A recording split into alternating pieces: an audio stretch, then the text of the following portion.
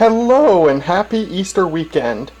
This is my Ash Flash Discoverer 2 fluorescent lantern from 1969. I made a video about this before. I will attach a card for it right now. You may want to watch that video before watching this one. But to recap, this is a very early battery-powered fluorescent lantern, possibly one of the earliest.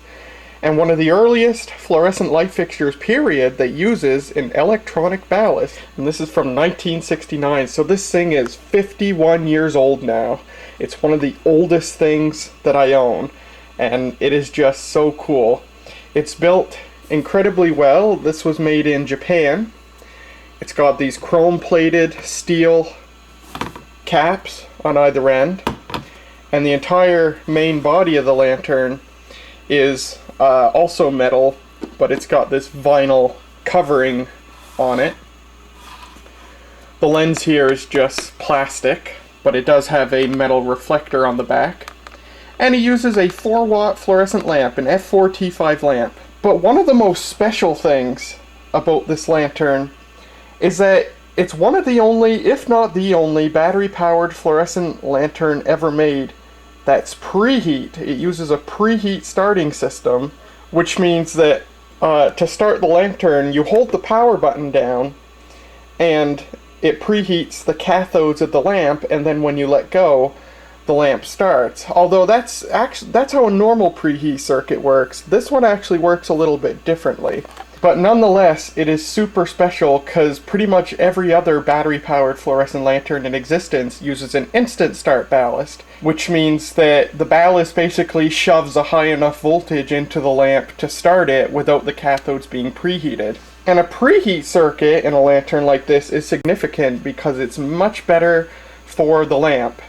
Instant start is not as good for the lamp as preheat. Lamp life will be shortened because every time you blast a fluorescent lamp with high voltage without properly heating the cathodes, it wears the cathodes a little bit. And the ends of the lamp will darken sooner, and the lamp will wear out faster. But that's how 99% of battery-powered fluorescent lanterns in existence are, but not this one. Now this one works a little bit differently. This actually is technically sort of an instant start, but when you hold the button down, one of the cathodes gets heated while the lamp is running. So you hold the button down, and while the lamp is starting, the cathode's also heating, and once the lamp has started, you let go. So rather than holding down to preheat, let go, the lamp starts, you hold it down, the lamp starts on its own while the one cathode's being heated, and then you let go. So it's kind of odd, and while it's certainly better than an instant start circuit, it's still not as good as a true preheat circuit where both cathodes are heated and voltage isn't applied to the lamp itself until you stop the cathode heating. The other issue with this was, and it's such an odd design, but how the starting system in this lantern worked past tense, because I've changed it. I've actually modified this lantern. But how it worked was, the one cathode that was heated, it was the bottom cathode here, it would just be connected directly to the battery source, with no current limiting or anything. And that's okay in some cases, but if your batteries were particularly good, what could happen is, while you're holding down the button and preheating the one cathode, an arc will actually strike across the cathode, and because there's no current limiting, the arc causes a very high current across the cathode, and the cathode blows, and it burns out. If you were lucky, the lamp would continue to work, but you wouldn't have preheat at that cathode anymore, and you would have to flip the bulb around to use the other cathode. If you weren't so lucky, the destruction of the cathode would cause the bulb to go bad because there's nothing there to provide an emission material for that end of the lamp anymore. So yeah, really odd system, just directly connecting a cathode to the battery source, but that's how it did it. So since making the last video of this lantern 4 years ago, I've done a lot of upgrades and modifications to this thing, and it's made this lantern work so much better, and it's so much more convenient to use, and it is awesome. I think this is the greatest fluorescent lantern in the world now. So what have I done? Well, first of all, as I mentioned, I modified the preheat system. I discovered that if you rewired the ballast in a standard preheat circuit, the ballast handles that just fine. The ballast has no problem providing preheat current. So I have rewired the start button and the ballast itself and the lamp holders and everything, so that when you hold down the start button, it is a true preheat start. The ballast current is redirected to the cathodes of the lamp, and then when you let go of the button, it starts the lamp. And it works so well. The ballast does not mind the modification at all, and it's worked so better. It actually works better than the original system, because on the original setup, if the batteries weren't good enough, there wasn't enough heat going to the cathode to start the lamp sometimes. Whereas how I have it wired now, batteries in the same condition can still start the lamp because both cathodes are being heated, and then when you let go of the button and the voltage is applied to the lamp itself, there's not the extra current draw of the cathode heating dragging down the battery source, so there's enough voltage to start the lamp. And so it just works so much better, and it's better for the lamp too, because now both cathodes are getting heated. So I'll demonstrate here. Take a look at this. Look at that, huh? And it starts. It works so well. It's just like a AC powered preheat fluorescent lamp circuit now. Both cathodes heat. And then it starts.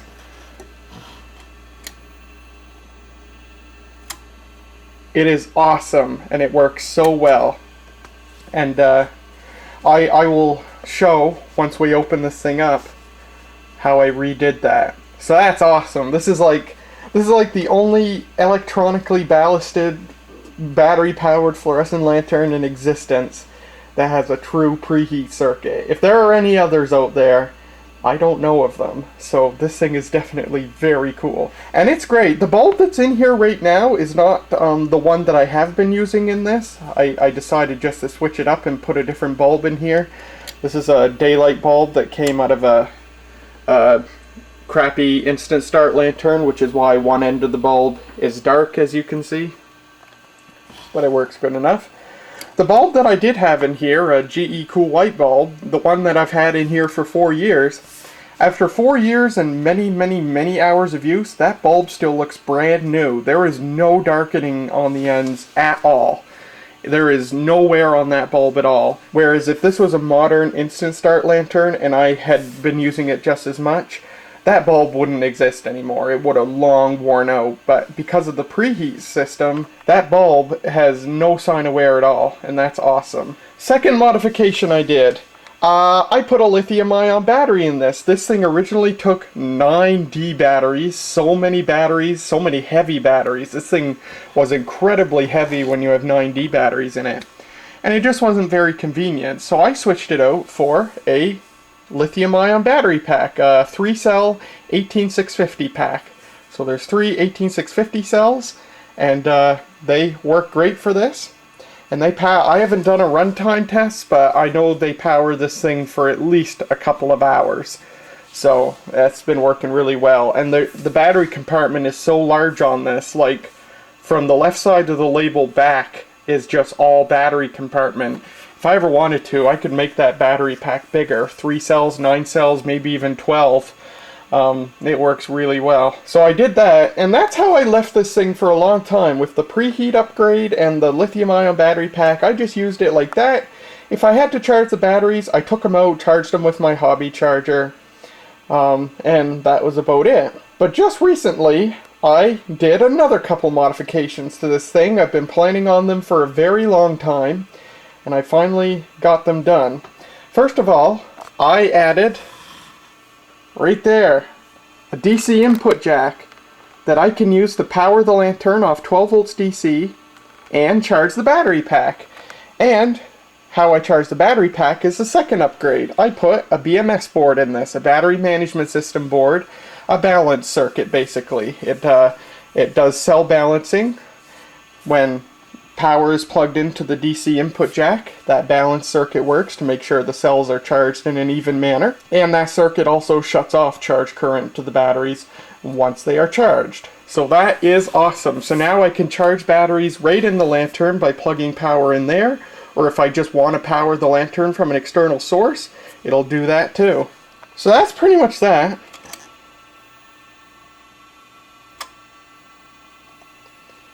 Working awesome. This thing is so useful. Just plug in any standard 12-volt input to charge. Preheat system that's going to make lamps last forever. It's so cool. Because the preheat system in this works so well and makes bulbs last so long, this is the only battery-powered fluorescent lantern I have that I would have no problem running vintage or special lamps in. I've got to make a video someday. Over the years, during my years on Lighting Gallery, I'm not on Lighting Gallery anymore, but during my years on there, some people sent me some really cool vintage fluorescent lamps, and I've never shown them on video. I have to make a video of going through those someday. But one bulb that one person sent me is a 4-watt Sylvania blacklight bulb from, I think, the late 1940s. Late 40s or early 50s. It's the oldest fluorescent lamp I have, and it's a 4-watt blacklight lamp, which is just super rare. And I don't run that lamp, for obvious reasons, but if I did want to run that lamp, I would have zero issue running it in this lantern. I would never run it in any other battery-powered lantern, because that'd just murder the bulb and make it die an early death. But this one, no problem at all. With that preheat system, and also the ballast drives the lamp with a really good amount of current, there is no issue. I would have no issue running such a vintage and special and rare lamp in this, because I know that it wouldn't be accelerating its demise. So that's really awesome. So let me open this up. I'll show you what those mods look like. Alright, we're now open. The lantern is placed face down. So there's my DC input barrel jack, which I have stuck onto the lantern with hot glue. I've really developed an affinity for hot glue. I just bought a hot glue gun a couple of months ago, and my god, I love hot glue. It's so much easier than, for light duty stuff, it's so much easier than JB Weld. So much less messy too. I really like it, and it seems to work well. So yeah, yay for hot glue. But there's the DC input jack, and I got long wires here so I could still take the cover off and give me a reasonable amount of space if I need to work inside the lantern. Here's my 3-cell lithium-ion battery pack. The cells are in this holder similar to what you'd find on AA batteries, so that if I ever need to, I can just remove the cells and replace them. And there's my battery management circuit. I got this on eBay, and I really should find more of them, because they're really nice. It was really cheap. Your charge input goes up to these two terminals, and then each cell of your battery pack goes on to other terminals. So 3.6, that's the positive end of your first cell. 7.2, that's the positive end of your second cell. And then the positive end of your third cell and the negative end of the first cell go to these two connectors, which are also where you connect your load. So as you can see, I've got a wire going to the negative battery terminal, and then I've got a wire going to the positive input on the ballast. There's the ballast, and I think it was on my second channel, the Maritime Girl 2, I documented replacing this capacitor. So this ballast had one electrolytic capacitor and one paper capacitor, and I've replaced them both. The paper capacitor actually catastrophically failed while I was testing the lantern on a power supply, just seeing, you know, how low of a voltage I could go before it stopped working. The paper capacitor actually failed. It became resistive, got really hot, it melted all the wax off the outside of it, and luckily I caught it before it caught fire. So yeah, I replaced the paper capacitor with this film capacitor, so no more blowy uppy, and also the lantern has been working much better since I replaced the capacitors. The lantern originally had this high-pitched whine that you could hear, but after replacing the capacitors it doesn't have that anymore. So that's good.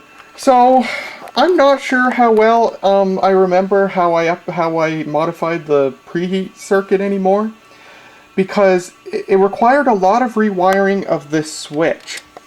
This switch, if you look right there, it's actually got, I think, 5 or 6 terminals on it. And it's got like 2 terminals that close when the switch is just turned on. It's got 2 other terminals that close when you hold the switch down. That's for the starting.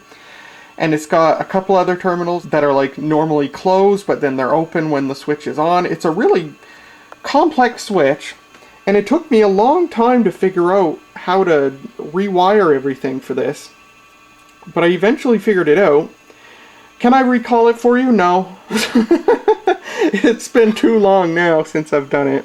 So you can see there, this wire coming off one of the lamp holders. I soldered it to this purple wire.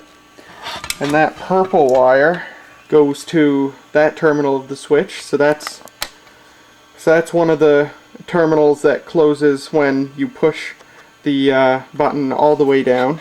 And then this black wire coming out of this lamp holder, that goes to that terminal of the switch. So that's the other terminal of the part of the switch that closes when you press it all the way down. So that's how the preheat is wired up.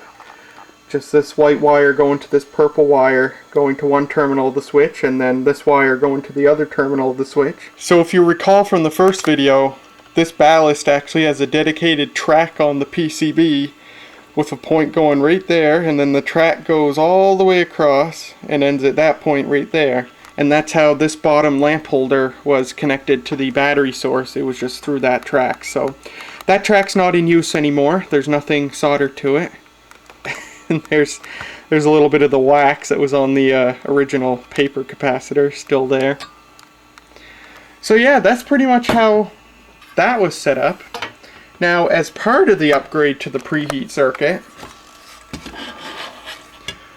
I installed this film capacitor. I think that's like 10 nanofarads or something. I put it across the preheat switch.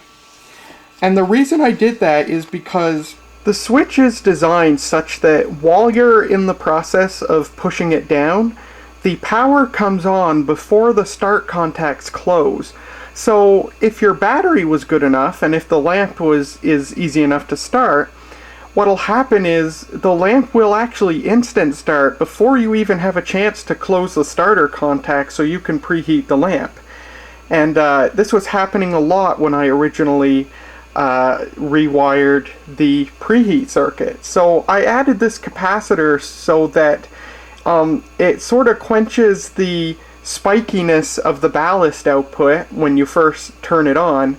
It quenches it enough so that the lamp will not instant start before you even have a chance to close the starter contacts. So now if the ballast is to be powered on without the cathodes being preheated, the lamp won't start. At most it might glow really, really dimly, but it won't instant start, and that's good, and it works a lot better that way.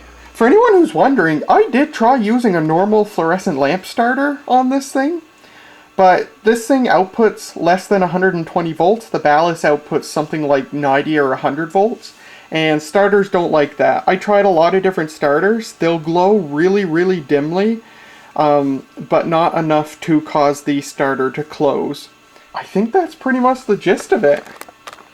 I've got my battery pack. There's enough room to add, to, make this battery pack a lot bigger if I ever wanted to, but I'm nervous enough just having all this wired up with no fuses or anything, and which in retrospect I should have, but hindsight's 2020. I'm nervous enough just having 3 old 18650 cells that I yanked out of a laptop battery in here. I don't want to push my luck by having more and more cells. And it would make the wiring way more complicated because I'd have to have a different battery management system and then parallel the cells and blah blah blah. I really don't want to deal with it. This works good enough. These are crappy cells, and it still powers the lantern for at least a couple of hours. So, but yeah, as it is now, it's all working very, very well. So, let me put this back together and then we'll wrap this up. Oh, one other thing, the incandescent warning light here that lights up if the lantern is turned on but the lamp has not started, it's pretty much not functional anymore because of the way I rewired the preheat circuit. In particular, that film capacitor I put across the preheat contacts, that pretty much robbed the lamp of the current that it would normally use to light up. So the lamp is still connected and it does light up, but it's so dim that you can't see it. I'm almost wondering if it would work if I replaced the bulb with a lower voltage one, or if that would just modify the way the ballast worked and throw the whole thing out of whack. I don't know. Something I might experiment with someday. But yeah, that's something that changed as well. Well, there's a look at the upgrades and modifications I've done to the Ash Flash Discoverer 2 fluorescent lantern from 1969.